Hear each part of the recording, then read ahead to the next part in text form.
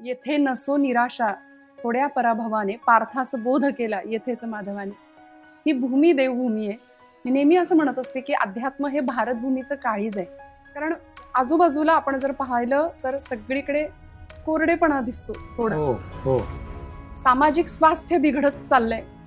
अर्थात सामाजिक मनस्वास्थ्य किंवा सामाजिक स्वास्थ्य टिकावं, समाजाला उत्तम सद्विचारांची संजीवनी मिळावी याकरता संतांनी आटोकाट प्रयत्न केले. समाजाकडून मिळालेला छळ सुद्धा हसत हसत सहन केला. समाज प्रबोधनाचं पुराण काळापासून चालत आलेलं जे माध्यम आहे ते म्हणजे हरिकीर्तन आहे. आणि या कीर्तनाच्या माध्यमातून प्रकार कुठलाही असो, कीर्तन हे सुखानंद देणारच आहे, जे भगवंताला प्रिय आहे. कीर्तनाच्या सुखे सुखी होय देव, पंढरीचा राव संगी आहे. देव कीर्तनाने सुखावतो, देव कीर्तनात नाचतो, देव कीर्तनात असतो. एवढंच नाही, तुका म्हणे कथा देवाचेही ध्यान समाधी लावून उभा असे. देव कीर्तनात समाधी लावून उभा असतो. त्याप्रमाणे आम्ही प्रसन्न चित्ताची अखंड टिकणारी प्रसन्नता म्हणजे समाधी. मला असं वाटतं सोपं साधं सुधं. नमस्कार मित्रांनो, स्वागत करतो मी तुमचं साधं सुधच्या आनंदाचा पॉडकास्ट संवाद वेळामध्ये, जिथे आहे सद्विचारांचा मेळा जो देईल तुम्हाला आनंद वेळोवेळा. आपल्या या आनंदाच्या पॉडकास्टचे आनंदाचे सहकारी आहेत अमित लघाटे यांचे लघाटे रिअल्टर्स.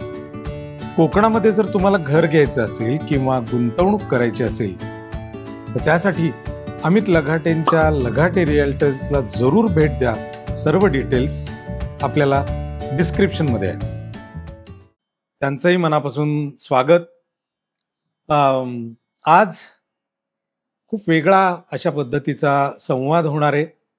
आजचा संवाद हा मी वैयक्तिकरित्या खूप आनंद घेणार आहे आणि तुम्हीही घेणार आहात. अनुभवायच्या गोष्टी ज्या असतात ना, काही क्षण असे असतात की जे अनुभवायचे असतात.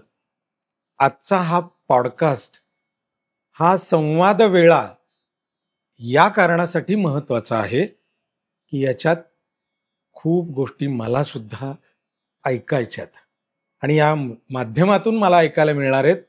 त्यामुळे तुम्ही जो प्रतिसाद देताय त्यामुळे मला हे बळ वाढत जात आहे आणि चांगली चांगली मंडळी आज आपल्या या मंचावर येत आहेत, आपल्या कुटुंबाशी जोडली जात आहेत, की जो माझा मूळ उद्देश आहे. रामकृष्ण हरी रामकृष्ण हरी हा गजर आत्ता काही दिवसांपूर्वीच आपण ऐकला, कायमस्वरूपीच आपण ऐकतो. पण हे काय आहे नाम? मग नाम मोठा का नामी मोठा, इथपासून ते भक्ती कशी करावी, भक्तीचे मार्ग काय, अशा बारीक सारीक गोष्टींबद्दल सुद्धा मला बऱ्याच गोष्टी तुमच्या वतीनं विचारायच्यात. आणि त्या विचारण्यासाठी आजचा योजना ही केलेली आहे देवाने. आणि यासाठी एक खूप दिवसापासून मी ज्या व्यक्तीची वाट बघत होतो, मागे लागलो होतो आणि खूप मनापासून ठरवलं होतं की ही व्यक्ती आपल्याकडे यावी, यांच्याशी संवाद व्हावा, यांच्याकडनं बऱ्याच गोष्टींचे अनुभव यावेत आणि ते तुम्हाला मिळावेत. तळमळ ही आहे. तर फार ओळख करून देण्याची गरज नाही आहे, पण तरी सांगतो की एक असं प्रसन्न प्रासादिक असं व्यक्तिमत्व आज आपल्याकडे आलेलं आहे. हरिभक्तपरायण कीर्तनकार रोहिणीताई परांजपे, मनापासून स्वागत करूया. नमस्कार दादा. रामकृष्ण हरी. रामकृष्ण हरी. ताई, खूप दिवस आपण गप्पा मारत होतो, ठरवत होतो, पण आज श्रावणामध्ये हा योग आलाय. मला खूप आनंद या कारणासाठी आहे की आपल्या सनातन वैदिक धर्मामध्ये श्रवणाला खूप महत्व आहे. श्रावणातला हा महिना या कारणासाठीच आपला व्रतवैकल्यांचा आणि त्याहीपेक्षा श्रवणाचा आहे. त्यामुळे मी स्वतःला आज खूप भाग्यवान समजतोय की मला खूप छान ऐकायला मिळणार आहे. देवाचं नाव हे सदैव आनंददायी असतं. आज तुम्हाला लोक जगभर ओळखतायत. माध्यम कोणतंही असलं तरी तुम्हाला लोक ओळखतायत एक अत्यंत प्रसन्न प्रासादिक असं व्यक्तिमत्व म्हणून, जसं मी तुमचा आता उल्लेख केला. कीर्तन परंपरेमध्ये तुमचं नाव आज मोठं आहे. तुम्ही कीर्तन परंपरेबद्दल ज्यावेळेला आपण बोलणार आहोत, मला खूप पारंपरिक पद्धतीत नाही बोलायला आवडत. मी तुमच्याशी संवाद साधायचा आहे. तुमच्याकडनं जाणून घ्यायचंय की तुम्ही कीर्तन परंपरेमध्ये तुम्ही स्वतःला पूर्णपणे आता झोकून दिलंय. हे वातावरण घरातलं होतं का तुम्हाला ही उपजत परमेश्वरांनी निर्मित काही योजना होती? इथपासून मला पहिल्यांदा विचारायला आवडेल. सगळ्यात सुरुवातीला दादा मी तुमचं मनापासून अभिनंदन करते. आपल्या सगळ्यांच्या या मांदियाळीमध्ये, या सद्विचारांच्या परंपरेमध्ये आपण मला समाविष्ट करून घेतलं म्हणून मनापासून धन्यवाद व्यक्त करते. महाराष्ट्रातली खूप मोठी मंडळी आपल्या या डिजिटल व्यासपीठावर येत आहेत आणि साधं सुधच्या माध्यमातनं खरंच अवघड असलेलं शास्त्राचं, तत्वज्ञानाचं किंवा अनेकविध क्षेत्रांचं चिंतन आपण साध्या सुध्या पद्धतीने लोकांच्या हृदयापर्यंत पोहोचवत आहात. म्हणून सगळ्यात सुरुवातीला या श्रावणाच्या आरंभाला आपण आज मला निमंत्रित केलं म्हणून मनापासून आपल्या या चॅनलचे, आपल्या सगळ्या टीमचे मनापासून धन्यवाद व्यक्त करते. कीर्तन परंपरा मुळात प्रचंड दिव्य आहे, सनातन आहे, पुराण काळापासून चालत आलेली आहे. देवर्षी नारद आद्य कीर्तनकार आहेत, त्यांच्यापासून चालू झालेली ही परंपरा अनादी काळापासूनची. या परंपरेचे पायीक होण्याचं भाग्य मला लाभलं हे मी स्वतःचं खरं तर पूर्वसंचित मानते. आईवडिलांची पुण्याई कृपा, गुरूंचे आशीर्वाद आणि आपल्या सगळ्यांच्या सदिच्छा आशीर्वाद. ज्या अखिलकोट ब्रह्मांड नायकाची सत्ता सगळ्या जगावर चालते असं आपण म्हणतो, भगवंताचं रूप आपण पाहतो जी तुमच्या समोर आता आदिशक्ती रुक्मिणी माता आणि पांडुरंग परमात्मा आहे. सजल समचरण सरोजम सांद्र नीलांबुदाभम जघन निहित पाणी मंडनम मंडनानाम तरुण तुलसी माला कंधरं कंजनेत्रम सदय धवल हासम विठ्ठलन चिंतयामी. असा हा भगवंत अनेकविध रूपांमध्ये नटलेला आहे आणि त्याचं गुणगान, त्याचं गुणसंकीर्तन, त्याचं लीला संकीर्तन आणि त्याचं नाम संकीर्तन ज्यामध्ये येतं ती नवविधातली सर्वश्रेष्ठ अशी कीर्तन भक्ती. या कीर्तन भक्तीच्या प्रांतामध्ये येण्याकरता माऊलींच्याच भाषेत सांगायचं तर बहुत सुकृताची जोडी म्हणून विठ्ठली आवडी. जन्मोजन्मी आम्ही बहुपुण्य केले तेव्हा या विठ्ठले कृपा केली, नामदेव महाराज म्हणतात. आणि कीर्तन ही कला जरी असली, माझे गुरुजी अपामार्जनी बुवा कायम म्हणायचे की it is a combination of different fine arts. अनेकविध ललित कलांचा संगम म्हणजे कीर्तन आहे. पण कलेतून ज्यावेळी भक्तीकडे प्रवास सुरू होतो त्यावेळी समाज प्रबोधनाचं असलेलं हे साधन आत्मप्रबोधनाचं साधन बनतं आणि मग हळूहळू ती भक्ती मुरत जाते. तसं त्या पद्धतीने कीर्तन परंपरेमध्ये खूप लहान वयामध्ये प्रवेश झाला. घरचं वातावरण मिळालं, आईवडिलांचा पूर्ण सपोर्ट मिळाला, प्रोत्साहन मिळालं, सासू सासऱ्यांचं प्रोत्साहन मिळालं, पतिदेवांचं प्रोत्साहन मिळालं आणि या सर्वच माध्यमातून आज खूप मोठ्या आणि दिव्य परंपरेची पायीक होण्याचं भाग्य मला लाभलं म्हणून मी स्वतःला खूप भाग्यवान समजते. परमेश्वराचं नाव मुखी येणं ही सुद्धा परमेश्वराची कृपा समजली जाते. आणि माऊलींनी सांगितले की नाम जप यज्ञ तो परम बाधू न सके स्नानादी कर्म नामे पावन धर्म अधर्म नाम परब्रह्म वेदार्थ. आता असं असताना आज आम्हाला भक्तीची नितांत गरज आहे असं का वाटायला लागले? खरं सांगू का दादा, आपण ज्या भूमीत राहतो ना ती भूमी देवभूमी आहे. हो.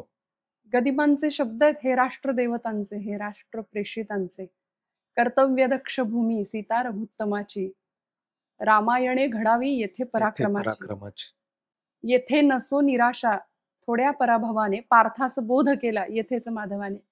ही भूमी देवभूमी आहे. मी नेहमी असं म्हणत असते की अध्यात्म हे भारतभूमीचं काळीज आहे. त्यामुळे तुम्ही ज्या भूमीत, ज्या मातीमध्ये आपण सगळे राहतोय ना ती माती अत्यंत पवित्र आहे. भरतखंडी जन्मप्राप्ती हे तो परमभाग्याची संपत्ती असं म्हटलंय. आम्ही भारतात जन्माला आलो. जी भूमी भा म्हणजे बुद्धी आणि रत, बुद्धीच्या ठिकाणी जी भूमी रत आहे अशी भारतभूमी आपली. त्यामुळे ही भूमीच भक्तीची आहे. इथे जन्माला आलेल्या प्रत्येक व्यक्तीने भक्तीचं हृदयामध्ये, त्या व्यक्तीच्या हृदयात भक्तीच प्रवाहित झाली पाहिजे आणि भगवंताला काय आवडतं? तर भक्तीच आवडते. भक्तीचा आवड. माऊली म्हणतात, पै भक्ती एकी मी जाणे, तेथे साने थोर न म्हणे, आम्ही भावाचे पाहुणे भलते या. भगवंत जाणतो, ती फक्त भक्ती जाणतो. भगवंत उपचारांना तितकं महत्व नाही देत. गीतेतला प्रसिद्ध श्लोक आहे, पत्रम पुष्पम फलम तोयम योमे भक्त्या प्रयच्छती तदहम भक्तिपरुतम अश्नामी प्रयतात्मनः. तुम्ही कितीही जरी त्याच्या समोर नेऊन ठेवलं तरी देव कदाचित तिकडे नाही पाहणार, पण ते देण्यामागची तुमची भावना, ती जर भक्तियुक्त अंतःकरण असेल तर ते भगवंताला जास्त प्रिय ठरतं. देवभावाचा भुकेला, देवभक्तीचा लाचावलेला आहे. आणि आज समाजामध्ये भक्तीची नितांत गरज आहे, भक्तियुक्त अंतःकरण असणं. कारण आजूबाजूला आपण जर पाहिलं तर सगळीकडे कोरडेपणा दिसतो थोडा. हो हो. सामाजिक स्वास्थ्य बिघडत चाललंय.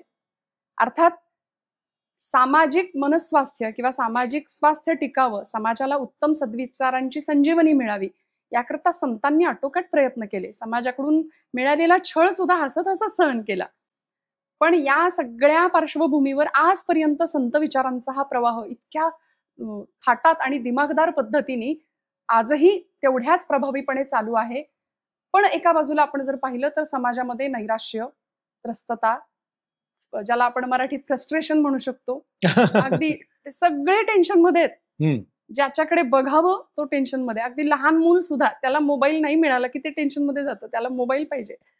प्रत्येकाच्या टेन्शनची कारणं वेगळी आहेत. प्रत्येकाला काहीतरी शांतीची, आत्मसंयमनाची गरज आहे. आणि मग हे मानसिक स्वास्थ्य, मानसिक समाधान मिळवण्याकरता मनुष्य सैरभैर झालाय किंवा तो इतरत्र ते समाधान शोधण्याचा प्रयत्न करतोय. अनेक ठिकाणची वर्कशॉप्स आता चालू आहेत. स्वतःला ओळखा, सेल्फ रिअलायझेशन, मानसिक स्वास्थ्य कसं मिळवायचं, मेडिटेशन कसं करायचं, हे ते अमुक अमुक. मग या सगळ्याच्या माध्यमातून प्रत्येक जण स्वतःला आनंद आणि समाधानी ठेवू इच्छितोय. मला असं वाटतं, इकडे तिकडे भरकटण्यापेक्षा संतांनी आपल्या हातामध्ये खूप मोठा ठेवा दिलाय आणि दुर्दैवाने आपण तिकडे दुर्लक्ष करतोय. भक्तीची आज गरज आहे, कारण कुणीच आज खळखळून हसायला तयार नाही, खळखळून रडायला तयार नाही. मी तर म्हणते आतमध्ये घुसमट आहे सगळ्यांची, आणि मग ती घुसमट जर बाहेर पडायची असेल तर मनुष्य खळखळून हसावा, खळखळून रडावा, याकरता हे साधन आम्हाला संतांनी दिले की जिथे अष्टसात्विक भावाची जागृती होईल. आणि काय मिळतं? कीर्तन ही नवविधातली श्रेष्ठ भक्ती आहे. नवविधातल्या भक्तींमध्ये जिचं स्थान आहे, श्रवणम कीर्तनम विष्णू स्मरणम पादसेवनम अर्चनम वंदनम दास्यम सख्यम आत्मनिवेदनम. श्रीमद भागवतकरांनी भक्तीचे 9 प्रकार सांगितले. मधुराद्वैत संप्रदायाचे अध्वर्यू असलेले गुलाबराव महाराज, प्रज्ञाचक्षु संतश्रेष्ठ श्री गुलाबराव महाराज, त्यांनी भक्तीचे 16 प्रकार सांगितले. तर मुख्य काय? हृदयामध्ये सद्भावना, सद्विचार, निष्कपटता, निष्कामता, निर्हेतुक भाव असणं म्हणजे भक्तियुक्त अंतःकरण असणं. आणि सध्या अशा अंतःकरणाची खूप गरज आहे. प्रत्येकाच्या अंतःकरणात भक्ती प्रवाहित व्हावी. माणसाला एकमेकांविषयी आदर वाटावा, प्रेम वाटावा, नात्यांमध्ये कदर असावी, स्नेहाचा पदर असावा. या सगळ्याच गोष्टी जर जुळून यायच्या असतील तर आज भक्तीची गरज आहे.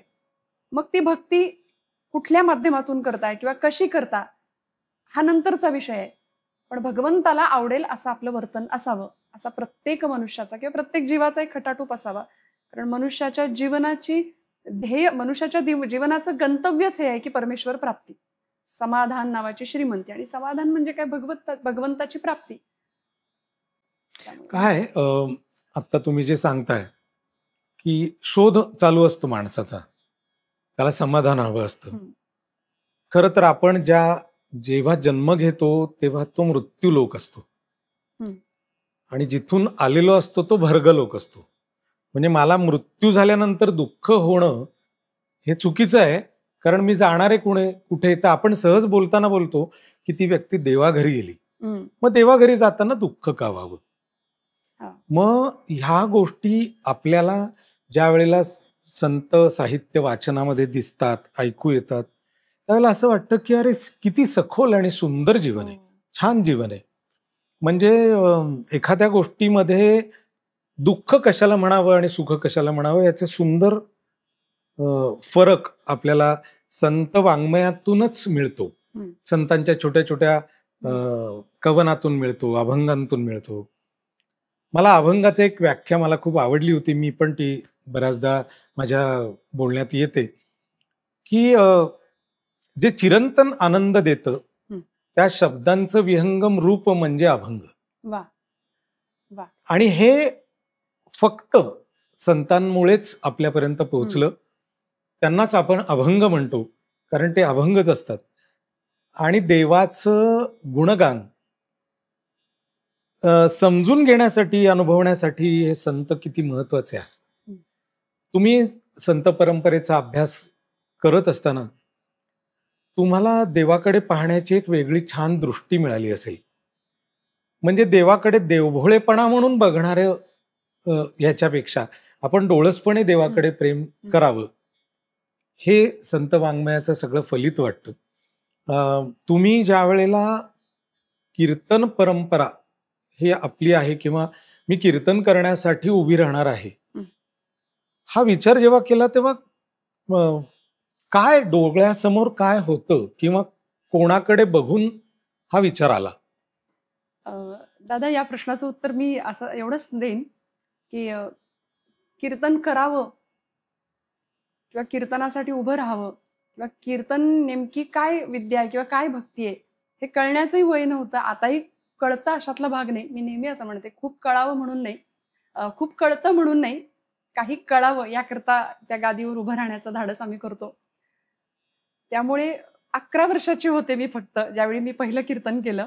त्यामुळे त्यावेळी समोर महाराष्ट्रातले नामवंत कीर्तनकार ज्यांच्या नावांची यादी खूप मोठी आहे, वारकरी संप्रदायाचा वारसा घराला आहे, घरामध्ये वारीची परंपरा आहे. त्यामुळे एकीकडे वारकरी संप्रदायाची कीर्तनं लहानपणापासून ऐकत होते आणि नारदीय कीर्तन पद्धतीचं कीर्तन मी सुरुवातीला करायला लागले. याला कारण माझे गुरुजी हरिभक्तीपरायण कीर्तन कलाशेखर नारायणबुवा काणे, कोल्हापूरचे काणेबुवांनी मला अगदी सुरुवातीपासून कीर्तनाचे प्राथमिक धडे दिले आणि त्यांच्या मार्गदर्शनाखाली जवळजवळ पुढची 6-7 वर्ष मी त्यांच्याकडे शिकून मग पुण्यामध्ये येऊन पुन्हा आमचे चारुदत्त बुवा आफळे असतील, आपा मार्जनी बुवा असतील, वारकरी संप्रदायातले प्रथितयश कीर्तनकार जगन्नाथ महाराज पाटील असतील, अशा अनेक नामांकित मान्यवरांचं मार्गदर्शन आणि प्रेरणा त्यांच्याकडून घेऊन या कीर्तनाच्या वाटचालीवर प्रवास चालू आहे. त्यामुळे या वाटेवर प्रवास करत असताना अगदी लहानपणापासून अनेकांनी असं विचारलं माझ्या घरी सुद्धा, की सगळे मुलं किंवा सगळे मित्र परिवार डॉक्टर होतो, इंजिनियर होत आहेत, तू कीर्तन करते, टाळ हातात घेणार, तिकडे माणसं चंद्रावर चालली, मंगळावर चालली आणि तू टाळ हातात घेणार. पण यामध्ये जो आनंद नंतर मिळत गेला त्यावेळी असं वाटलं की अरे, इथे जो आनंद आहे तो कुठल्याच क्षेत्रात नसेल कदाचित. सगळ्या क्षेत्रातली खूप चांगली माणसं, सद्विचारी माणसं आपल्या सहवासात येत आहेत, कारण ही परंपरा दिव्य आहे, याला कोणी नाकारू शकत नाही. आपुलिया सुखस्वार्था केलीच करावी हरिकथा, हरिकथेविण सर्वथा राहोची नाही, समर्थ सांगतात. माऊली म्हणतात, तरी कीर्तनाचे नि नटनाचे नाशिले व्यवसाय प्रायश्चित्तांचे, ते नामची नाही पापाचे ऐसे केले. सगळ्यात पवित्र मार्ग कीर्तन भक्तीचा आहे.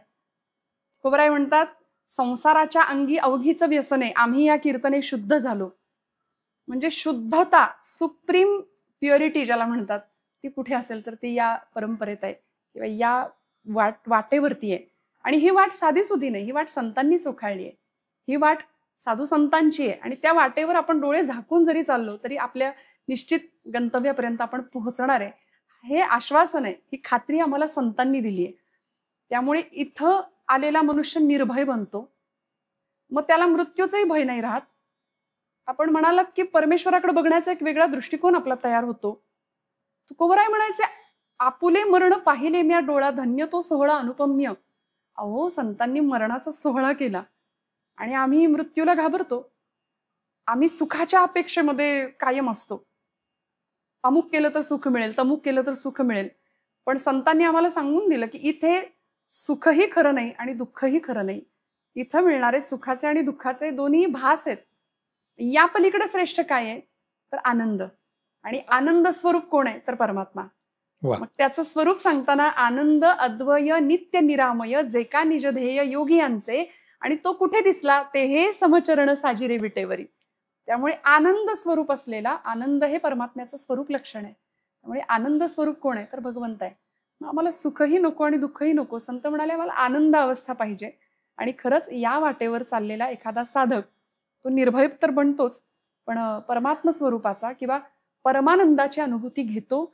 म्हणून तर अगदी भक्तीच्या वाटेवर आम्ही जर आलो आणि परमेश्वराच्या मूर्तीकडे जरी पाहिलं तरी असे कितीतरी आपल्याला साधक भक्त दिसतात, डोळ्यातनं घळ घळ घळ नेत्राश्रू वाहतात भगवंताला पाहिलं तरी. त्यामुळे इथे आहे तो फक्त आनंद आहे, सगळ्याच्या पलीकडचा असलेला आनंद आहे. सर्वसामान्य जीव मनुष्याला घाबरतो. ते महाभारतामध्ये यक्षप्रश्न नावाचं एक प्रकरण आहे, त्याच्यामध्ये यक्षांनी धर्मराजाला प्रश्न विचारला होता की जगातलं सगळ्यात मोठं आश्चर्य काय आहे धर्मराजा. तेव्हा युधिष्ठिरांनी प्रश्नाचं उत्तर दिलं, अहन्य हनी भूतानी गच्छन्ति यम मंदिरम तेषा स्थिरत्वम इच्छन्ति किम आश्चर्य मतः परम. म्हणाले आमच्यापैकी एखादा मनुष्य निघून गेले, इहलोकीची यात्रा संपवली, तर त्या माणसाला पोहोचवण्याकरता आप्तेष्ट नातेवाईक परिवार कुठे जातात तर यम मंदिरम. आणि तिथे गेल्यानंतर माणसं मर्त्य शरीराविषयी किंवा आपल्या जीवनाच्या नश्वरतेविषयी चर्चा करतात. तिथं येतं ते स्मशान वैराग्य, तेवढ्यापुरतंच असतं म्हणाले. बरोबर. पण तिथून येताना मनुष्य अशा आविर्भावात येतो की जणू काही माझा आणि या जागेचा परत कधी संबंधच नाही येणार आहे. मग हे जे माणसांचं वाटणं आहे ते जगातलं सगळ्यात मोठं आश्चर्य आहे. संतांना मृत्यू ही अटळ गोष्ट आहे हे माहिती होतं. त्यामुळे मरणाच्याही पलीकडे, मरणाआधी राहिलो मरुनी असं महाराज म्हणतात की मरणा हाती सुटली काया. त्यामुळे याही पलीकडे जाऊन संतांनी आनंदाचा अनुभव घेतला की जो सगळ्याच्या पलीकडे होता.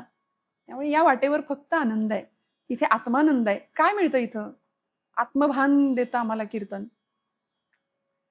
प्रचंड आत्मविश्वास जर मिळवायचा असेल तर मला असं वाटतं या भक्तीचं, संत परंपरेचं, संत वाङ्मयाचं श्रवण करावं. आणि अजून एक सांगून जाईन की सध्या मनाला मिळणारी अशांतता, अस्वास्थ्य जर घालवायचं असेल तर संतांच्या इतकं आमचं काउन्सलिंग दुसरं कुणीच नाही केलं. संतांनी खूप सुंदर समुपदेशन केलंय.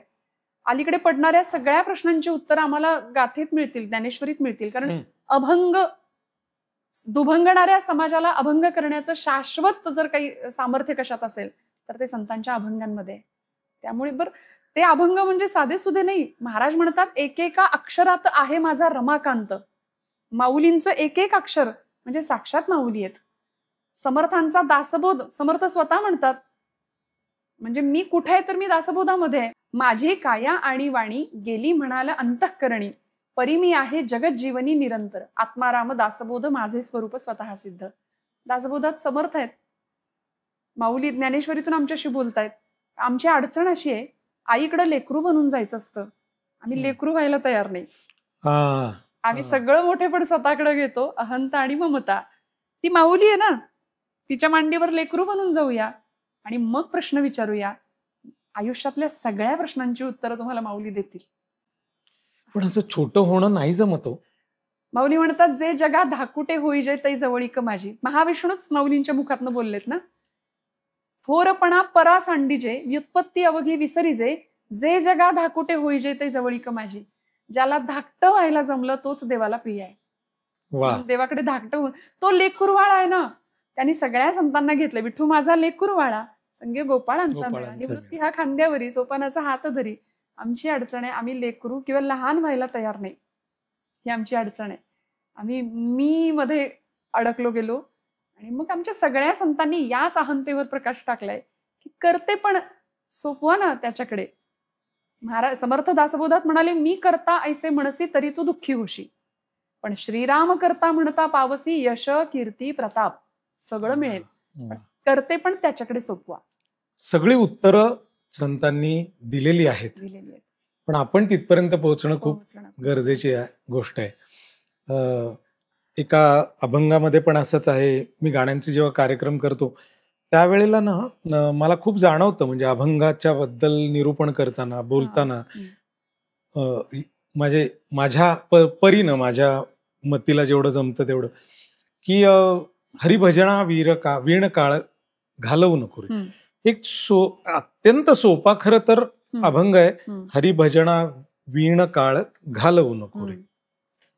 आम्ही ऐकतो अभिषेकी बुवांचं अप्रतिम गायन ऐकतो, त्यांचा स्वर ऐकतो आणि आम्ही कनेक्ट होतो देवाशी. आम्हाला त्या शब्दांची महती हा.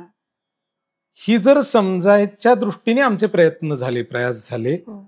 तर मला वाटतं समस्या नाही राहणार. बरोबर.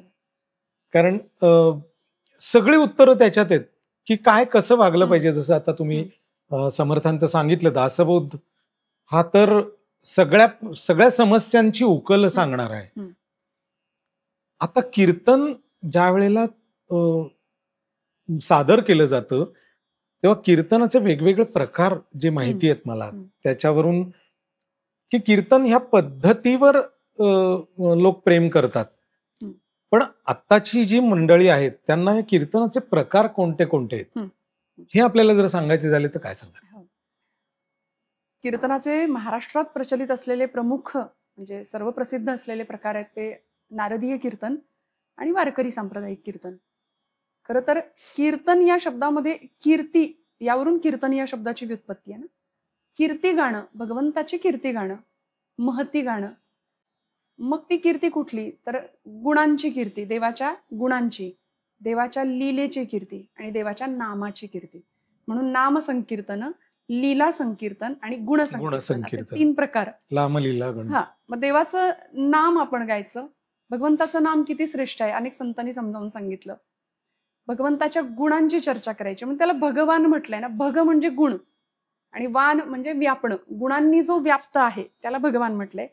आणि आपले ब्रह्मचैतन्य महाराज म्हणाले की ज्या देवतेचं तुम्ही नाम घ्याल त्या देवतेचे गुण आपल्याकडे यायला सुरुवात होते. आपण पण देवासारखं बनतो. लहान मुलाला आजी म्हणते, आई म्हणते, देवासारखा बस रे, देवासारखा वाग रे. म्हणजे काय, गुणसंपन्न हो.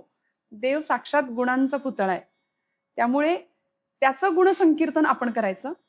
आणि लीला संकीर्तन, देवानी ज्या लीला केल्यात, कर्तुम अकर्तुम अन्यथा कर्तुम असलेला तो परमेश्वर, त्याच्या लीलांचं गायन करणं हे कीर्तनामध्ये येतं. मग या कीर्तनामध्ये आता महाराष्ट्रामध्ये नारदीय कीर्तन पद्धती, जी देवर्षी नारदांच्या पासून भक्तीचे आचार्य असलेले देवर्षी नारद आद्य कीर्तनकार, हातामध्ये वीणा आणि चिपळी. वीणा हे स्वर आणि चिपळी ताल सांभाळणारं, अशा दोन्ही स्वर तालाला धरून देवर्षी त्रैलोक्यात संचार करत होते. मग त्यांनी फक्त देवांचाच नाही तर दैत्यांचाही उद्धारच केला. सगळ्यांना उत्तम मार्गदर्शन दिलं. ती देवर्षी नारदांची वाट, ती नारदीय कीर्तन. आणि या पलीकडे जाऊन पुढच्या काळामध्ये, पुराण काळानंतर पुढे संत मांदियाळीमध्ये संतश्रेष्ठ विठुरायाचे प्रेमभांडारी असलेले संत शिरोमणी नामदेव महाराज देवर्षी एकटे फिरायचे, एकटे संचार करायचे, म्हणून ते नारदीय कीर्तन. आणि नामदेव महाराजांनी सगळ्यांना घेऊन कीर्तन केलं, ते संकीर्तन सगळ्यांना घेऊन केलेलं ते वारकरी कीर्तन. मग त्यामध्ये लावणी मृदंग श्रुती टाळ घोष सेवू ब्रह्मरस आवडीने महाराज म्हणतात. त्याच्यामध्ये मृदंग हे वाद्य आहे. नारदीय कीर्तनामध्ये तबला आणि पेटी, वारकरी कीर्तनामध्ये मृदंग, पेटी, टाळांचा खणखणाट. त्यामुळे या सगळ्याचा समावेश कीर्तनामध्ये होतो. आणि महाराष्ट्रातले हे 2 प्रकार. मग या पलीकडे जाऊन दासगणू पठडीचं कीर्तन आहे, दत्त संप्रदायाचं कीर्तन आहे, रामदासी कीर्तन जे नारदीय कीर्तन परंपरेसारखंच आहे, आणि समर्थांच्या परंपरेतलं जे कीर्तन आहे ते रामदासी कीर्तन आहे. याशिवाय तुकडोजी महाराजांची एक कीर्तन परंपरा आहे. संत गाडगे महाराजांचा संप्रदाय आहे कीर्तन परंपरेचा, जो सामाजिक विषयांना जास्त हात घातला जातो. समाज प्रबोधनाचं पुराण काळापासून चालत आलेलं जे माध्यम आहे ते म्हणजे हरिकीर्तन आहे. आणि या कीर्तनाच्या माध्यमातून प्रकार कुठलाही असो, कीर्तन हे सुखानंद देणारच आहे, जे भगवंताला प्रिय आहे. कीर्तनाच्या सुखे सुखी होय देव, पंढरीचा राव संगी आहे. देव कीर्तनाने सुखावतो, देव कीर्तनात नाचतो, देव कीर्तनात असतो. एवढंच नाही, तुका म्हणे कथा देवाचेही ध्यान, समाधी लावून उभा असे. देव कीर्तनात समाधी लावून उभा असतो. त्यामुळे मग अशा अनेकविध प्रकारांनी पोहोचायचंय कुठे तर त्याच्या पायाशीच. आणि मिळवायचंय काय तर शाश्वत चिरंतन समाधान, जे आता अनेकांना मिळत नाही. सगळी श्रीमंती असेल पण समाधान नावाची श्रीमंती मनुष्य हरवत चाललाय. भौतिकातल्या सगळ्या श्रीमंतीपेक्षा आत्मिक आनंद, आत्मिक श्रीमंती स्वास्थ्याची आम्हाला मिळून जाईल. त्यासाठी या प्रकारांच्या प्रकार अनेक जरी असले तरी वाट एक आहे. आता कसं आहे, तुम्ही हे सांगताय ना, मी विचार करतोय की आता भौतिक सुखाला चटावलेला जीव, मला वेळ नाही या गोष्टीसाठी, ह्या गोष्टीमध्ये खूप अडकलाय. कारण तो प्रापंचिक कटकटीतूनच बाहेर पडायला घेत नाहीये. कारण तो त्याच्यातच इतका त्या रोजच्या संघर्षात, त्या झगड्यात हो, तो म्हणतोय जे काही अडचणी येत आहेत, जी काही संकट येत आहेत, हो. ती परमेश्वरा तुझ्यामुळे. कारण तुझ्यामुळे. देवा हे माझ्या आयुष्यात काय घडतंय, पण जे काही चांगलं घडतंय ते मात्र माझ्या माझ्यामुळे. कर्तृत्वावरनं माझ्यामुळे झालंय. स्वकर्तृत्व तिथे येतं. तर असा भांबावलेला जीव अं, देव आणि देवाचं नाव हे सोप्या पद्धतीने कसं त्याने घ्यावं, कशा पद्धतीने त्याने पुढे जावं. म्हणजे मला कीर्तनाला यायला जमेलच असं नाहीये, पण मला भक्ती नाहीच येत का, किंवा मला नाहीच करता येणार का? दादा, मला वेळ नाही असं म्हणणं, मला असं वाटतं मला वेळ नाही हे जगातलं सगळ्यात खोटं वाक्य. सगळ्यात खोटं वाक्य. मी थोडंसं इंटरप्ट हो. करतो. मला वेळ नाही नावाचा मी एक एपिसोड केला होता. बर बर. हेच शीर्षक होतं, हो, मला वेळ वेळ नाही. नाही. आणि मला अनेक ठिकाणी व्याख्यानांसाठी बोलवलं. ते हा, वेगवेगळ्या ऑडियन्स पुढे होतं, काही विद्यार्थ्यांपुढे होतं, काही टीचर्स पुढे होतं, हा. काही पालकांपुढे होतं. कॉमन मला वेळ नाही. हा. मला इतकं वाईट वाटलं की सगळ्या गोष्टीला मला वेळ असतो, पण मला ज्याने हा 24 तासांचा वेळ दिलाय हम्म, त्याचं नाव घ्यायला मात्र मला वेळ नाही. हम्म, मग ते देवभोळेपणान मग तुम्ही का बसलात, देवाचं या वयात का करतो, हम्म. इथपर्यंत. बरोबर. मला वेळ नाही ही एक अडचण आहे. मला वेळ नाही ही एक अडचण आहे. आपल्याकडे श्रेयसाचा आणि प्रेयसाचा 2 मार्ग आहेत ना. हो. मनुष्य प्रेयसाचा मार्ग निवडतोय, हम्म. तिकडे वेळ आहे. हम्म. नाटक बघायला वेळ आहे, गाणं ऐकायला वेळ आहे, अ, इतर मनोरंजनाचे कार्यक्रम करायला आम्हाला वेळ आहे. थोडंसं स्वतःकडे बघायला वेळ नाही. हम्म. मग भगवंत म्हणजे बाहेर शोधण्याची गोष्टच नाहीये. समर्थांनी आत्माराम म्हटलं ना, आत बघूया ना, आत थोडंसं पाहूया. आज परिस्थिती अशी आहे की आपण स्वतःचा श्वास सुद्धा शांतपणे ऐकायला तयार नाही. इतके पळतोय, इतके खरंच धावतोय आपण. खरंच खरंच. कधी आपण स्वतः, ते मुरारी बापू फार सुंदर सांगतात, कभी खुद को फोन लगा के देखा है, एंगेज टोन सुनाई देगी म्हणाले. आपल्याच मोबाईलवरून आपलाच नंबर जर डाईल केला तर तो अभी इस समय सभी लाईन व्यस्त आहे असं वा. सांगतात. आपण आपल्याला नाही पाहत, आपण आपल्याशी नाही बोलत, आपण आपल्याशी संवाद नाही करत. महाराजांनी काय केलं भामनाथाच्या डोंगरावर जाऊन? तुका म्हणे होय मनाशी संवाद, आपुलाची आपुलाची वादा आपणासी. आपणास. ही आत्मशोधाची धडपड संतांनी केली, म्हणून मग देव मिळाला त्यांना आत. देव मिळाला, देव शोधायची गरजच नाही लागली. सर्वाभूती परमात्म तत्व असलेलं वासुदेवम सर्वमिती, सगळीकडे भगवंत आहे, पण तो माझ्या आतही आहे याची प्रचिती संतांनी घेतली. मग आपल्याला वेळ नाही असं म्हणणं ही लबाडी आहे, हा खोटेपणा आहे.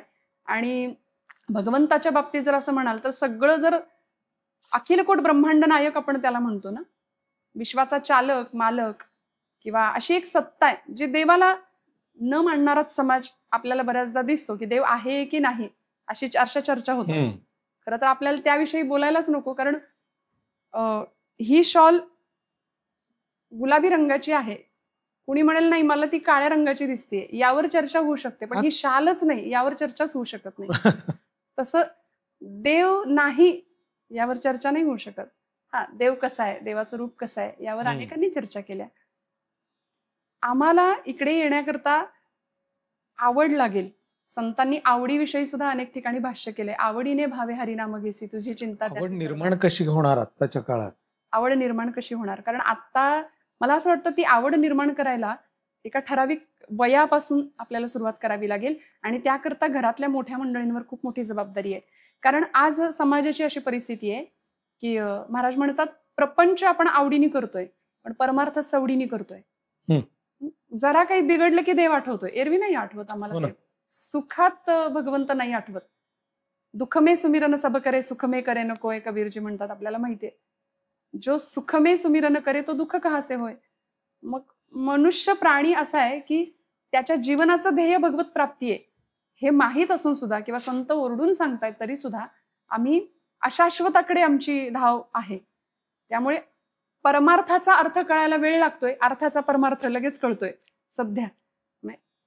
मुलांना सुद्धा आम्ही बघा ना असं शिकवतो, तू खूप मोठा हो, तू खूप अभ्यास कर, तू खूप शिक्षण घे आणि भरपूर पैसा कमव, पण तू उत्तम माणूस बन, ही सांगणारी मंडळी कमी. मग आवड निर्माण जर व्हायची असेल तर मला असं वाटतं लहानपणापासून, याकरता माऊलीच सांगतात, मी कशाला आपल्या भाषेत सांगू, ज्ञानेश्वरीत माऊली म्हणतात, येथ वडील जे जे करीती तया नाम धर्म ठेविती तेची येर अनुष्ठिती सामान्य सकल. छत्रपती शिवाजी महाराजांना आग्र्याच्या दरबारात जाताना सुद्धा देवी भक्तीची कवड्याची माळ घालायचीच, हे जिजाऊ माऊलींचे संस्कार होते. तुकोबांच्या मुखामध्ये विठ्ठल नाम येणं हे बोल्लोबा आणि आई कणकाईच नाही, तर 8 पिढ्यांची विठ्ठल भक्तीची परंपरा होती म्हणून ते आलं. ज्ञानोबांच्या मुखामध्ये किंवा ज्ञानोबा कैवल्य साम्राज्य चक्रवर्ती ज्ञानियांचे शिरोमणी ठरले, याला कारण ती तपश्चर्या होती रुक्मिणी आणि विठ्ठलपंतांची. त्यामुळे ही आवड निर्माण होण्याकरता आजूबाजूचं वातावरण जर आपण पाहतोय, चंगळवाद, भोगवाद, तर यापासून आपली मुलं बाजूला आली पाहिजेत आणि आपला धर्म, आपली परंपरा, आपली संस्कृती, आपली श्रीमंती. स्वामी विवेकानंद खूप खेदानी म्हणायचे की इंग्रज मानसिक शांततेसाठी भारतीय संस्कृतीकडे इकडे येत आहेत, धावतायत किंवा भारतीयांचे पाय धरतायत ऋषीमुनींचे, आणि भारतीय लोक पाश्चिमात्यांकडे का वळतायत मानसिक शांततेसाठी. तिकडे शांतता नाहीच आहे. शांतता कुठे असेल, स्वास्थ्य कुठे असेल, आनंद कुठे असेल, तर ते या भूमीतच आहे. इथे आवड निर्माण करावी लागेल. आता आवड निर्माण करावी लागेल आणि ती जबाबदारी मोठ्या मंडळींची आहे, पालकांची. अजून एक सांगून जाईल. ते एक लहान मुलगा आजोबांना प्रश्न विचारला, त्यांनी म्हणाला, आजोबा मला असं एक क्षेत्र सांगा, सध्या सगळ्या क्षेत्रामध्ये स्पर्धा आहे, स्पर्धेचं युग आहे, मी इकडे गेलो स्पर्धा आहे, तिकडे गेलो स्पर्धा आहे, मला असं एखादं क्षेत्र सांगा की जिथे स्पर्धाच नाही आणि जिथे मी जिंकेन. आजोबा अनुभवी ते म्हणाले, बाळा असं तरी मला आता सध्या क्षेत्र नाही दिसत, पण तू जर तुला भाग घ्यायचाच असेल किंवा जर काही बनायचंच असेल तर तू माणूस हो, कारण माणूस होण्याच्या क्षेत्रामध्ये अजून स्पर्धा नाहीये. वा. बहिणाबाईंनी समाज मानसाला प्रश्न विचारला ना, अरे मानसा मानसा कधी वशील माणूस, लोभा पायी रे मानसाचा झाला कानूस, मानसा मानसा तुझी नियत बेकार, तुझ्या परीस बरं गोठ्यातलं जनावर. 4थी पास असलेल्या अशिक्षित कवयित्री बहिणाबाई इतका सुंदर चपखल समाज मानसाला एक प्रश्न विचारतात. त्यावरून आम्हाला गांभीर्याने थोडासा विचार करावा लागेल. आणि मग इथे मनुष्यत्व, माणुसकीचं दर्शन व्हायचं असेल, स्वतःचं दर्शन व्हायचं असेल तर भक्तीशिवाय पर्याय नाही. आम्हाला या वाटेवर यावं लागेल. विज्ञान युगामध्ये जरी आम्ही असलो तरी आम्हाला चिरंतन समाधान देणारं एकमेव साधन आहे, ते म्हणजे अध्यात्म आहे. आजी आणि नात गप्पा मारतायत, हा, लाईट जात आहेत. हो, लाईट गेल्यानंतर पूर्ण काळोख होतोय, अंधार होतोय. ती नात जी आहे ती काहीतरी खेळत असताना अंधार झाल्यानंतर ती आजीला येऊन बिलकते आणि आजीला म्हणते, अगं आजी मला खूप भीती वाटतेय. आजी म्हणते, का ग, काय झालं? तर म्हणे, मला अंधाराची खूप भीती वाटते का आजी? तर ती म्हणते, आजी म्हणते की अगं अंधाराला कधी घाबरायचं नसतं. हा तर आपल्या विठ्ठलाचा रंग. वा वा, दृष्टी बदलली कशी पहा. अशा आजी आज राहिलेल्या नाहीत. असं सांगणार मोठं घरात कोणीतरी पाहिजे, आज ते राहिलेलं नाही. अडचण आहे, मोठी अडचण आहे. मग आता तुम्ही म्हणालात तसं पोहऱ्यात यावं असं वाटत असेल तर ते आडात असायला हवं कुठेतरी. मग ती अडचण जर असेल तर मार्ग काय? भारतीय संस्कृतीची श्रीमंतीच आहे कुटुंब व्यवस्था. घरामध्ये आजी आजोबा, आई वडील, नातवंडांना आजी आजोबा मिळणं ही खूप मोठी काळाची आज गरज आहे. सगळे एकलकोंडे आहेत ना सध्या, मिळत नाहीये, भूक भागली जात नाही. तुमच्या माझ्या घरात असलेल्या चिमुरड्यांना मला असं वाटतं, दादा त्यांना नको आहेत पैसे, त्यांना नको आहेत महागडी खेळणी, तुम्ही त्यांना काही मागण्याआधी देऊन टाकता, त्यामुळे त्याची किंमत नाही राहत.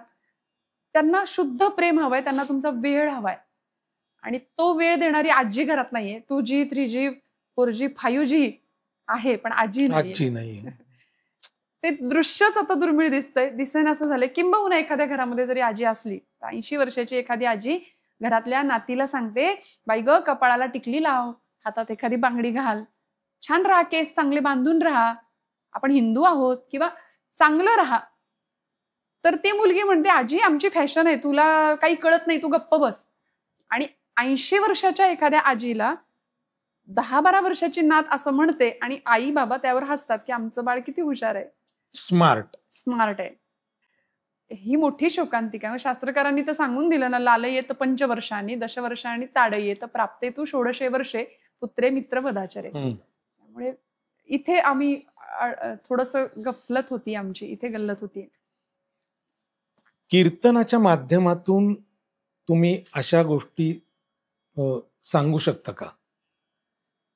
कारण असं आहे की आता तुम्ही सर्व ठिकाणी प्रवचन कीर्तन या गोष्टी करता, तुम्हाला खूप मोठी तफावत पण दिसत असेल तुम्ही शहरी भागात जेव्हा प्रवचन करता किंवा कीर्तन करता आणि ग्रामीण भागात जेव्हा कीर्तन करता.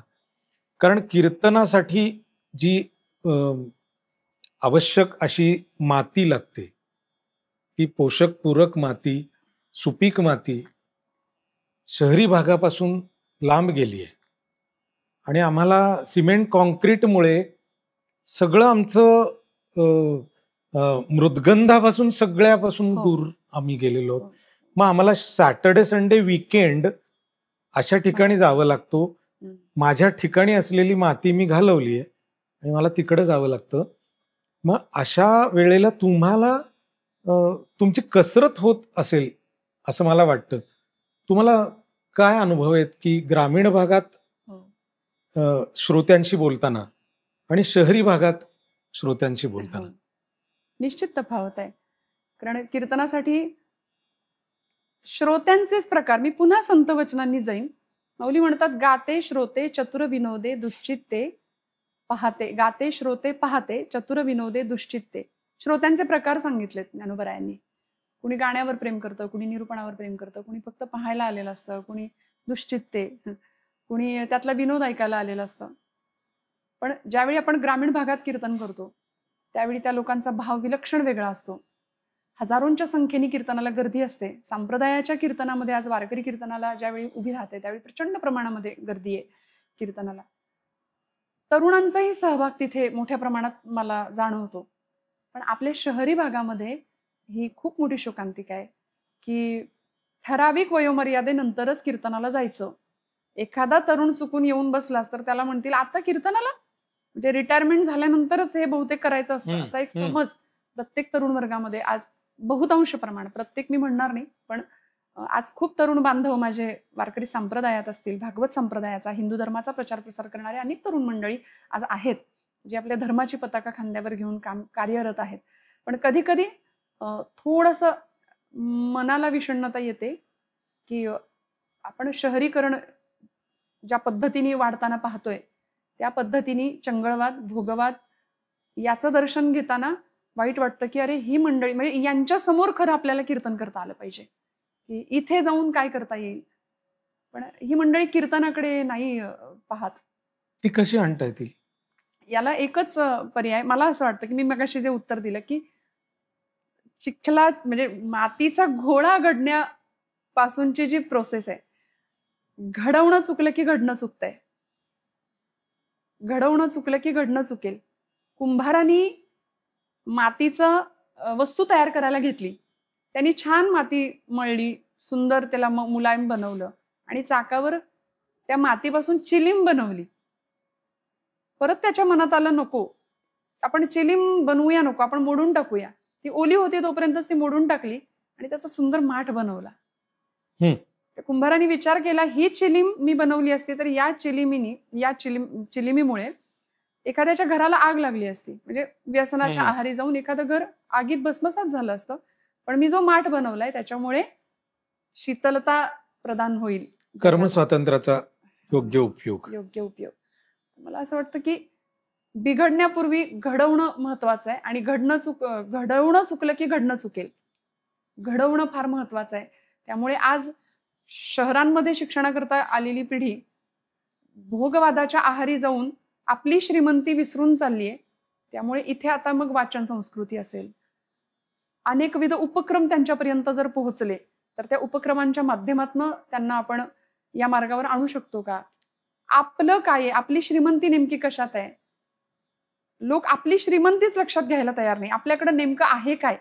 विश्वगुरु म्हणून जर आपल्या भूमीला संबोधलं जातंय तर आपण श्रीमंत आहोत, फक्त आपली श्रीमंती आपल्याला कळत नाहीये. त्यामुळं थोडंसं सैरभैर, संभ्रांत आहे, गोंधळलेपण आहे, भरकटलेपण आहे. अर्थात या सगळ्यांना आपण एका मार्गावर आणू शकतो आणि निश्चित काहीतरी वेगळं चांगलं घडू शकतं. या संदर्भात मला असं एक विचारावंसं वाटतं की सोशल मीडिया हा मला वाटतं खूप मोठी भूमिका या सगळ्या आत्ताच्या प्रक्रियेमध्ये पार पाडू शकतो. कारण मुलं आत्ता किंवा आत्ताची पिढी, आता खरं तर पिढी विरहित बोललं पाहिजे, कारण सगळ्यांनाच त्या मोबाईलनी वेड लावलंय. पण ऍट द सेम टाइम मला असं वाटतं की ते तुम्ही कशा पद्धतीने स्वीकारताय. एखादं तंत्रज्ञान जेव्हा विकसित होतं त्यावेळेला आज बरीचशी कामं आज फोनमुळे होत आहेत, पण हाच फोन वेळ प्रचंड खातोय हे जेव्हा दिसतं त्यावेळेला असं वाटतं की हे माध्यम होऊ शकतं का भक्तीच्या प्रसाराचं. तुम्हाला काय वाटतं? निश्चित होऊ शकतं. आपण म्हणतो विज्ञान हे दुधारी अस्त्र आहे. त्याचा जसा वापर करू तसं आपल्याला ते फळ देईल.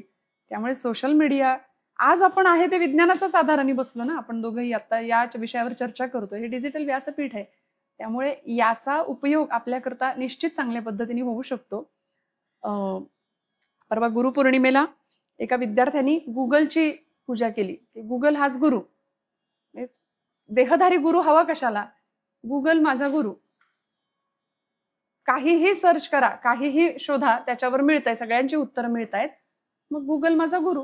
आता त्याच्या पुढे आलंय चॅट जीपीटी आलंय की आता त्याच्यात जे गुगल पण देऊ शकत नाही ते सगळं तो देतोय.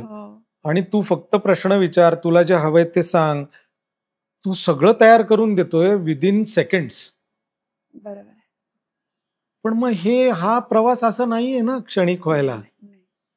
हा आंतरिक प्रवास आहे. जसं तुम्ही मगाशी म्हणालात की देवाचा शोध बाहेर नाहीये, तो आत आहे.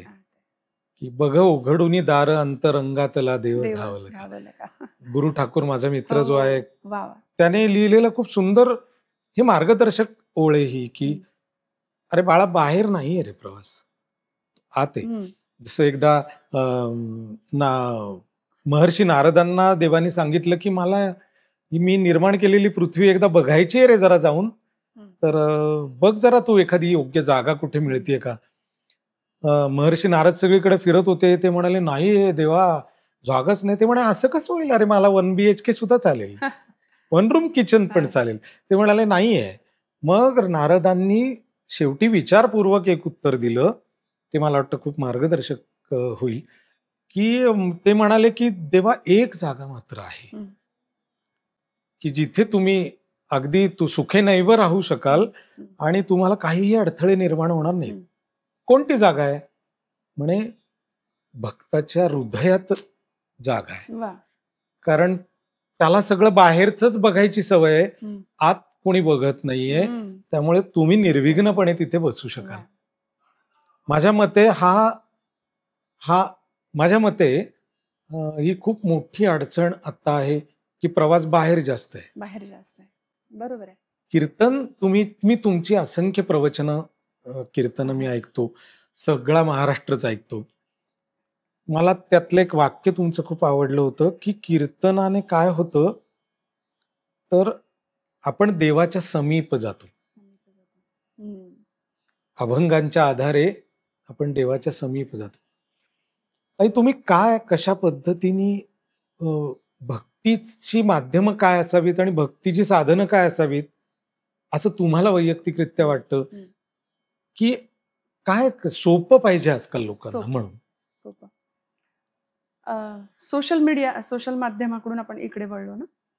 मी मगाशी सांगत होते की गुगल गुरु, आपण त्याच्यावर सर्च करू ते मिळेल. पण काय सर्च करायचं हे सांगायला गुरुच लागेल, देहधारी गुरुच लागेल. त्याच्यावर सगळं आहे.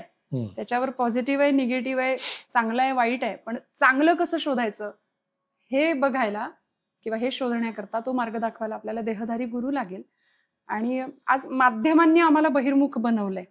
मग तुम्ही जसं म्हणालात आता की आत वळायचं असेल तर कुठेही संतांनी असं नाही सांगितलं की मनाला दंडन द्या, देहाला शासन करा, संन्यास घ्या, रुद्राक्षांच्या माळा घाला, भस्माचे पट्टे ओढा. कुठेच नाही सांगितलं. ठाईच बैसोनी करा एकचित्त, आवडी अनंत आळवावा. किंवा ज्ञानोबराय म्हणतात, येथ मनाचा मारू न करिता, इंद्रिया दुःख न देता, येथे मोक्ष असे आयता श्रवणाची माझी. आपण श्रावणाचा उल्लेख केला, श्रवण महत्व सांगितलं. माऊलींनी श्रवणाचंच महत्व सांगितलं की श्रवण करूया, चांगलं जे जे चांगलं असेल ते ऐकूया. आणि श्रवण भक्ती ही नवविधातली पहिली भक्ती आहे. मग त्याच्या माध्यमातून तुम्ही कुठे मिळणार? येथे मोक्ष असे आयता. सगळी धडपड मोक्षासाठी आहे, तर मग आयता मोक्ष श्रवण भक्तीतनं दिला, कीर्तन भक्तीतून दिला. काय मिळतं? होय अंग हरिरूप.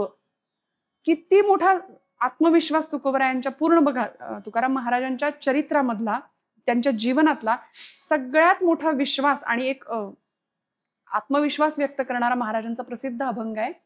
ब्रह्मज्ञान्या हाती घोटवीन लाळ, ऐसा या कीर्तनी ब्रह्मरस. ब्रह्मज्ञानाला सुद्धा लाळ घोटवायला लावेल असा ब्रह्मरस आम्ही कीर्तन भक्तीत अनुभवतो. ब्रह्मीभूत काया होतसे कीर्तनी, भाग्य तरी ऋणी देवा ऐसा. काय होतं? तुम्ही जसं म्हणालात आता की देवाच्या समीप आपण जातो. इथं आल्यानंतर हृदयात देव येतो, देव हृदयात साकार होतो. एक क्षण असा येतो की आम्ही कुठलेच नाही राहत, आम्ही आत्मानंदात जातो, आम्ही अंतर्मुख होतो. आणि मग तो जो क्षण आहे तो भगवंत प्रचितीचा आहे, तो आत्मप्रचितीचा आहे. देव जाणवतो, देव दिसतो आम्हाला. तो गुरुदेव रवींद्रनाथ टागोरांना दिसला, तो स्वामी विवेकानंदांना दिसला. समाधीच्या माध्यमातून ती मंडळी तिथे पोहोचली. पण माऊली स्वतः संजीवन समाधी तत्वाचा अनुभव घेतात आणि आम्हाला साधं देतात. हरिमुखे म्हणा, हरिमुखे म्हणा. सुरुवात कशी करायची? खूप अवघड सांगितलंच नाही संतांनी. संतांनी स्वतः जरी अवघड उपासना केली असली तरी आपल्याला सांगितलं, अहो येता जाता, उठत बसता, कार्य करता, घ्या ना नाम चालेल. तदा देता घेता, वदनी वदता, ग्रास गिळता, घरी दारी शय्येवरी अतिसुखाचे अवसरी, समस्तांची लज्जा त्यजुनी भगवत चिंतन करी. रामकृष्ण हरी, ओम नमः शिवाय, जे काही आपली उपास्य देवता आहे. काय बिघडतं? करूया ना. कधी अमुक ठिकाणी बसा, अमुक ठिकाणी आसन मांडा, उपासना केलीच पाहिजे. पण त्यातही सुटका आम्हाला दिली. अहो येता जाता, उठत बसता, कार्य करता, तदा देत. आम्ही भोजनाला बसल्यानंतर आपल्याकडे परंपरा आहे, वदनी कवळ घेता नाम घ्या श्रीहरीचे. पण आम्ही जरा वेगळं म्हणतो, सदा सर्वदा योग तुझा घडावा आणि मग तुझे कारणी देह माझा पडावा. पण कुठल्याही क्षणाला तो बघा, भोजन प्रसंगी जेवताना आपण सुरुवातीला भगवंताचं नाम घेतलं तर ते अन्न नाही राहत, तो प्रसाद बनतो. आणि प्रसाद असतो प्रसन्नता. प्रसाद आम्हाला प्रसन्नता देतो. अन्नात जायते बुद्धी.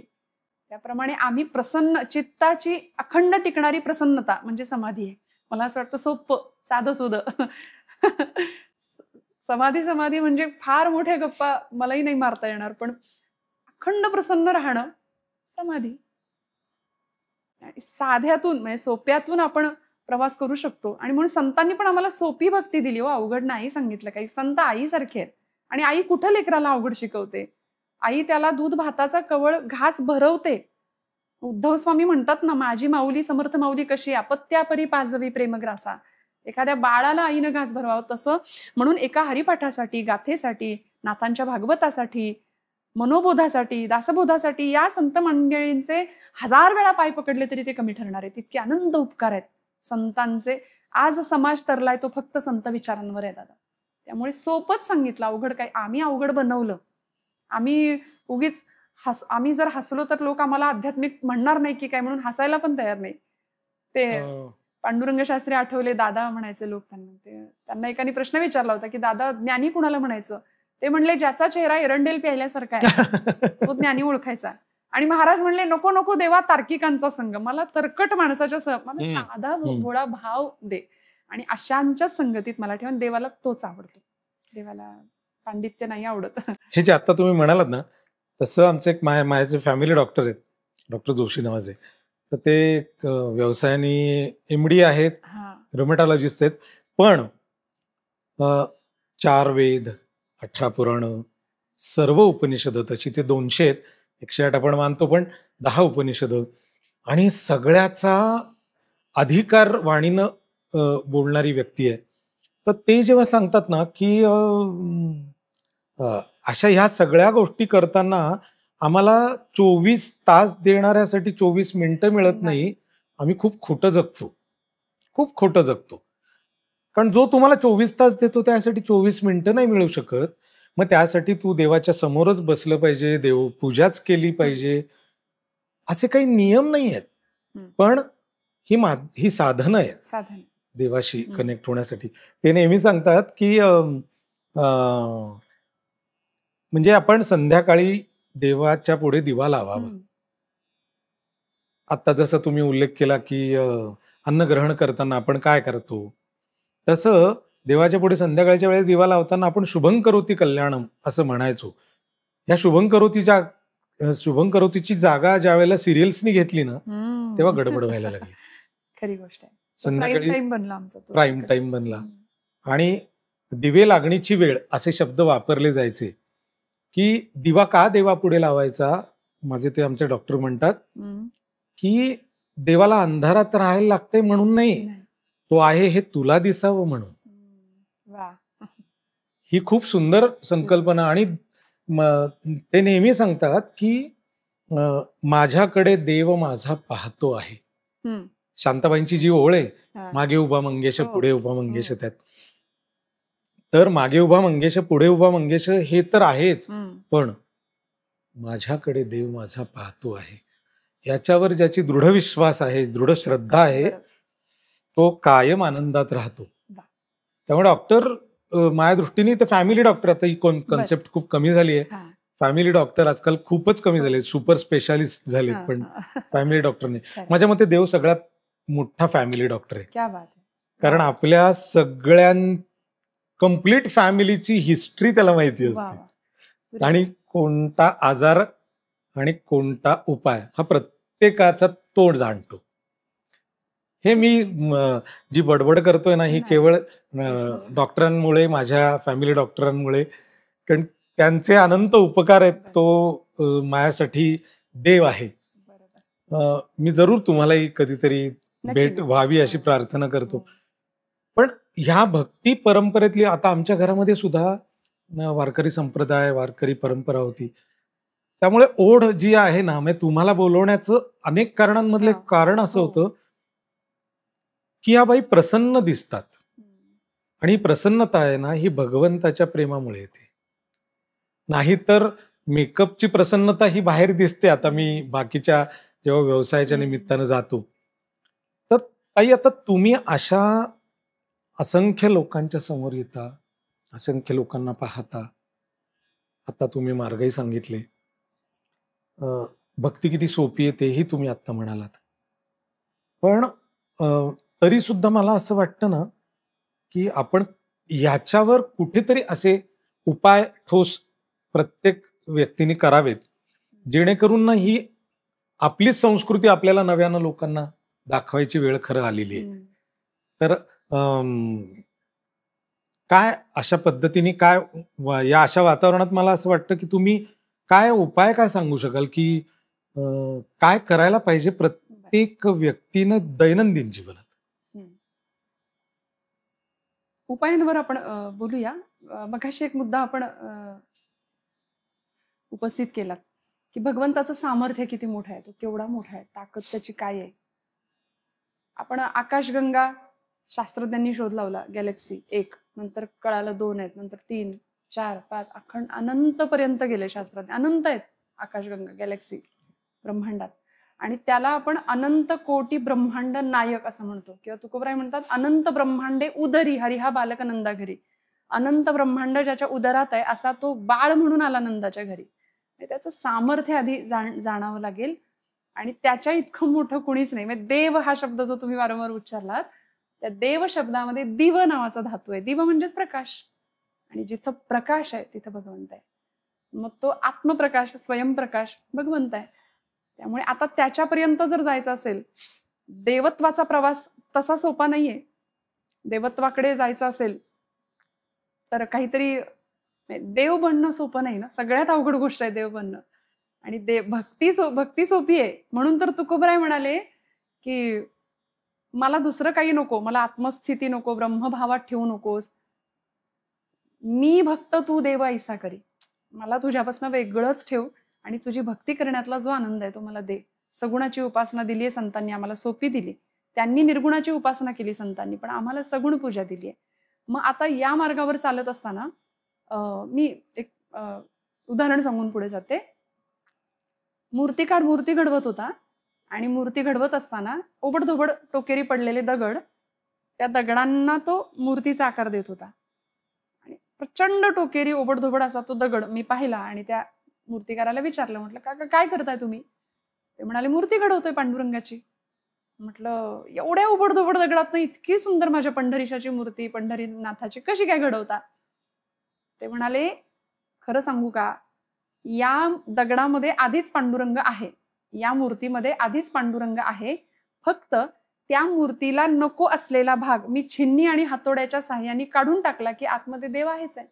तसं जीवनातला अनावश्यक भाग काढून टाकला की आतमध्ये देव आहे. मग अनावश्यक भाग कुठला? काम, क्रोध, लोभ, मोह, मद, मत्सर. महाराज म्हणालेत ना, कोण्याही जीवाचा न घडो मत्सर, वर्म सर्वेश्वर पूजनाचे,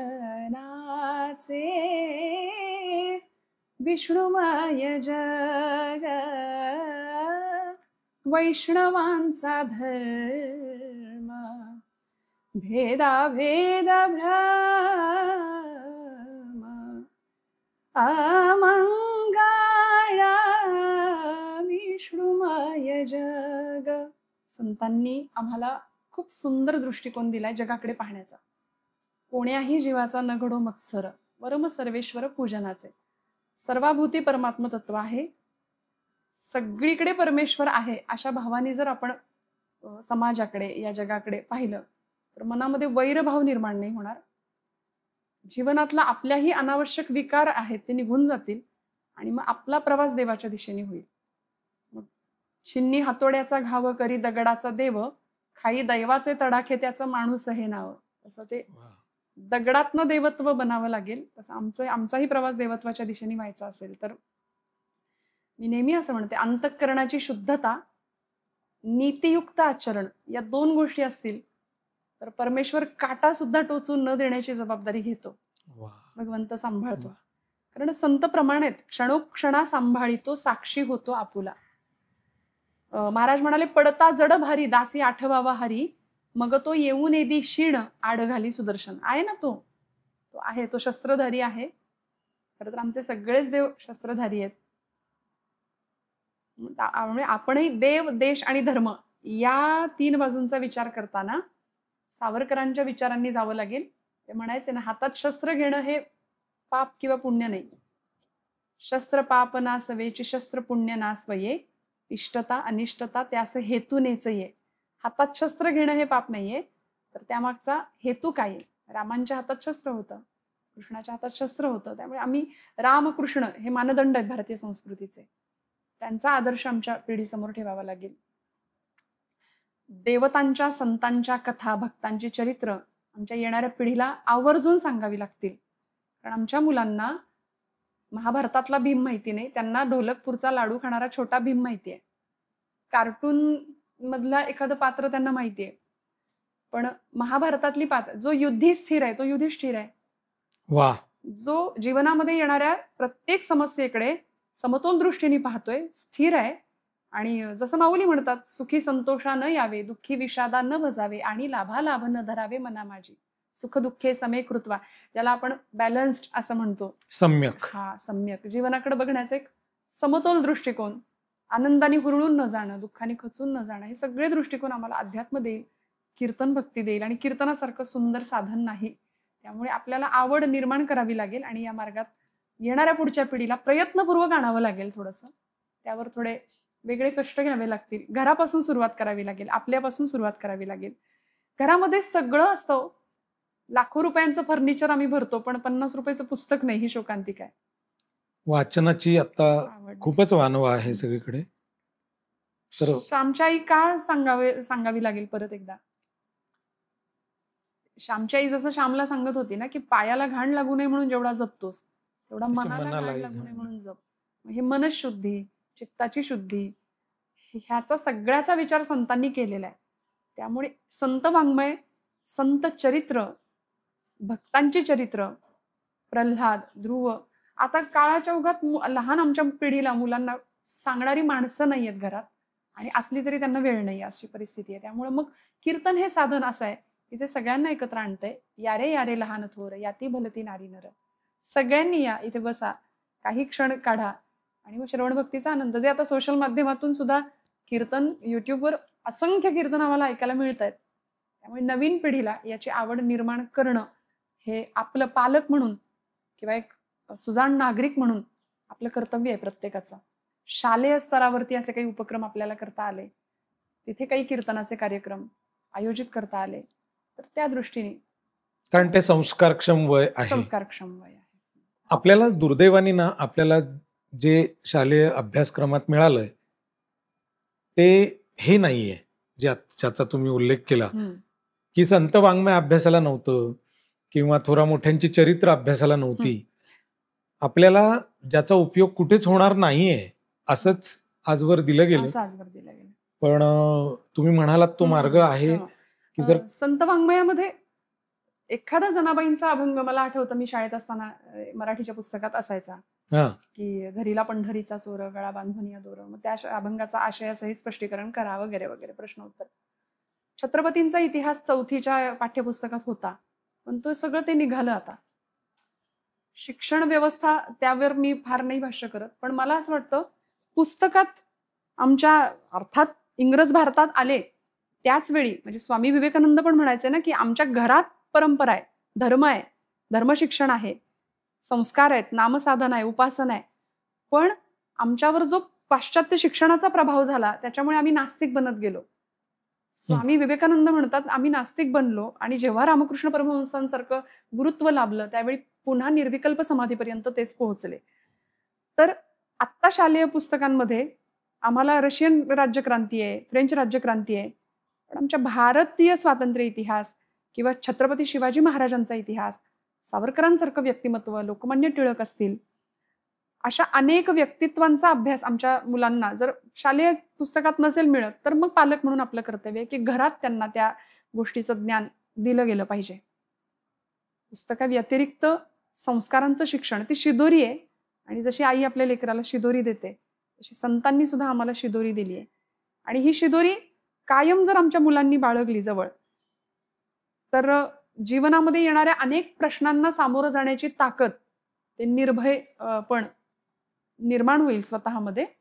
कुठल्याही प्रश्नाला सामोरं जाण्याची तयारी मनुष्याकडे निर्माण होईल, आपल्या मुलांकडे निर्माण होईल. त्यामुळे या गोष्टींची नितांत गरज आहे असं मला वाटतं. खूप सुंदर उपाय सांगितलं ताई तुम्ही.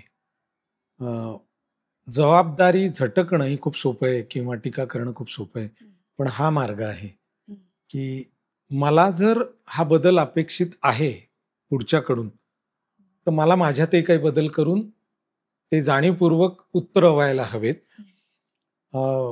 हा मार्ग खरंच खूप खडतर आहे काळाच्या ओघात विचार केला तर, कारण अनेक व्यवधानं आहेत प्रत्येकाला, आणि दिवसाची सुरुवात चिंतेने आणि दिवसाची अखेर चिंतेने होतीये.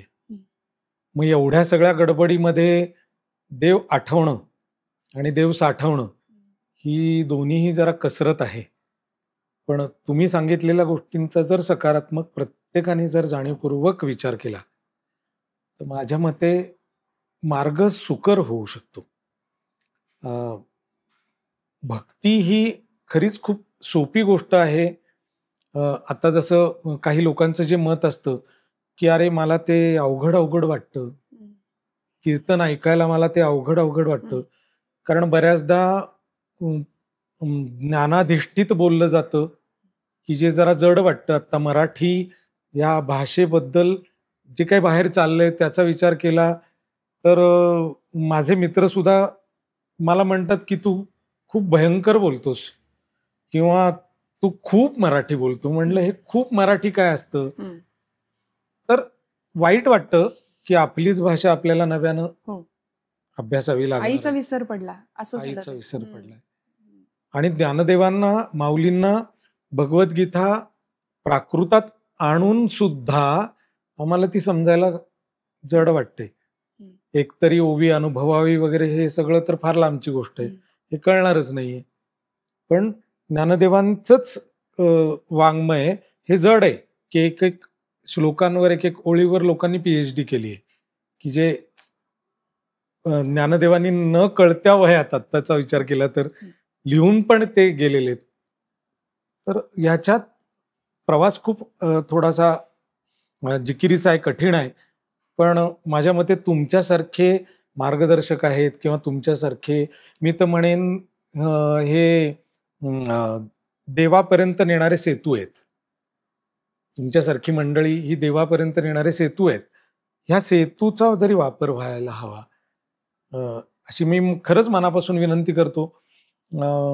प्रभू मज एकची वर द्यावा असं जे म्हणतो आपण की या चरणांच्या ठाई माझा निश्चल भाव राहावा. तर हा निश्चल भाव राहावा ही प्रार्थना करण्यासाठीचा हा एक खटाटोप होता आजचा, की तुम्हाला इथे बोलावलं ते माझा स्वार्थ होता म्हणून, की माझी रिव्हिजन व्हावी, की माझं काही कुठे कमी पडत असेल, चुकत असेल तर तेही चाचपणी करता यावी. कारण बोलो जाता बरळ करीसी ते नीट, हे हा दृढ भाव आहे म्हणून ही बडबड केली, तुमच्यासोबत बोलण्याचं धाडस. कारण तुम्ही काय आहात हे नव्यानं कोणालाच सांगण्याची गरज नाही. नाही दादा, मी तुम्हाला इंटरप्ट करते. मार्गदर्शन, तुम्ही हा शब्द खूप मोठा वापरला. खरं तर मी पुन्हा सांगेन, मी खूप लहान आहे. संतांनी घालून दिलेल्या मार्गाचं दर्शन घ्यायला फक्त मी या मार्गावर आहे. आपलं फक्त काम दर्शन घेणं आहे, मार्गदर्शन करण्याएवढी मी निश्चित मोठी नाही. तुकोबराय जर म्हणत असतील की तुका म्हणे मज बोलवितो देव अर्थभाव गुह्य तोची जाणे, तर मग आपण कोण? साळुंकी मंजुळ बोलत असे वाणी बोलविता धनी वेगळाची. त्यामुळे सगळ्यांचे आशीर्वाद आहेत, अनेकविध गुणीजनांचं मार्गदर्शन, आशीर्वाद आणि आपल्या सगळ्यांच्या सदिच्छा आशीर्वादांनी हे सगळं करतीये. खरं तर मार्गदर्शन नाही, उलट मीच आपले आशीर्वाद या निमित्ताने मागणार आहे. आशीर्वाद देण्या इतपत खरंच कोणी मोठे नसतं. माझं असं वैयक्तिक मत आहे की आशीर्वाद फक्त परमेश्वर देऊ शकतो. बाकी प्रत्येक जण एकमेकांना काय देऊ शकतो? तर सदिच्छा देऊ शकतो.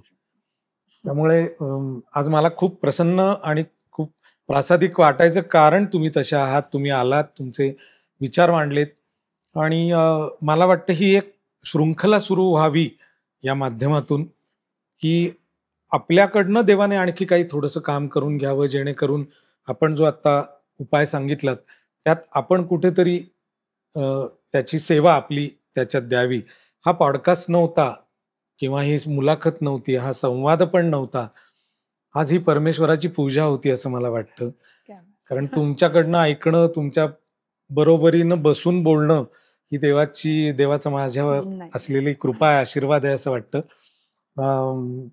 ताई, मला असं वाटतं की तुम्ही आज या मंचावर आलात. मला माहित नाही तुम्ही तयार कशा झालात आणि तुम्हाला आत्ता कसं वाटतंय, पण मला आवडेल तुमच्याकडून ऐकायला की तुम्हाला आज हा संवाद किंवा ही संवाद वेळ कशी वाटली. माणसं जोडण्याचं खूप मोठं काम तुम्ही करताय दादा, आणि सगळ्यात दुर्मिळ काम आहे हे, जे कुणालाच जमत नाहीये, जे कुणीच करत नाही. आपल्याकडे एक जुनी सिरियल लागायची बघा दूरदर्शनवर, आमची माती आमची माणसं. पण मी आता सध्या कीर्तनात बऱ्याचदा सगमतीने म्हणते, खरंय आमची माती आमचीच माणसं करतायत. आणि तुम्ही काम करताय माणसं जोडण्याचं, माणसं एकत्र करण्याचं. अनेकविध क्षेत्रातली मान्यवर मंडळी तुम्ही इथे आणताय. आणि खरं तर सगळ्यात जास्त त्रास मी तुम्हाला दिलाय असं मला वाटतं, पण तरी सुद्धा भरपूर वेळ तुमच्याकडून मला इथे यायला, खरं तर मला माझ्या भाग्यात आजचा दिवस होता, आजचा क्षण होता. आणि आपल्या सगळ्यांच्या दर्शनाचा योग मला या निमित्ताने मिळाला. पांडुरंग परमात्म्याचं गुणचिंतन, नामचिंतन या निमित्ताने थोडंसं साधता आलं, करता आलं. यासाठी मी तुमची ऋणी राहीन कायम. खूप आनंद. खरंच हा आनंदाचा पॉडकास्ट आहे आणि ही आनंदाची, संवादाची, आनंदाचीच वेळ आहे. त्यामुळे मनापासून कृतज्ञतेत राहते. रामकृष्ण हरी. रामकृष्ण हरी. रामकृष्ण. ताई, आपली एक मैत्रीण आहे रुजुता गोखले, तिचा पुण्यामध्ये एक ब्रँड आहे स्वप्नगंधा कलेक्शन्स, पैठणी आणि बरंच काही. वा. तर पैठणी आपल्या डोळ्यासमोर जी येते ती फक्त साडीच्या स्वरूपात येते, पण पैठणीपासून बऱ्याच तिने गिफ्ट आर्टिकल्स केलेत. तर तुमच्यासाठी तिने एक गिफ्ट पाठवली आहे. हे एक आसन आहे देवासाठी आणि शेला आहे की जो पैठणीने केलेला आहे, ते तुमच्यासाठी. धन्यवाद रुजुता ताई.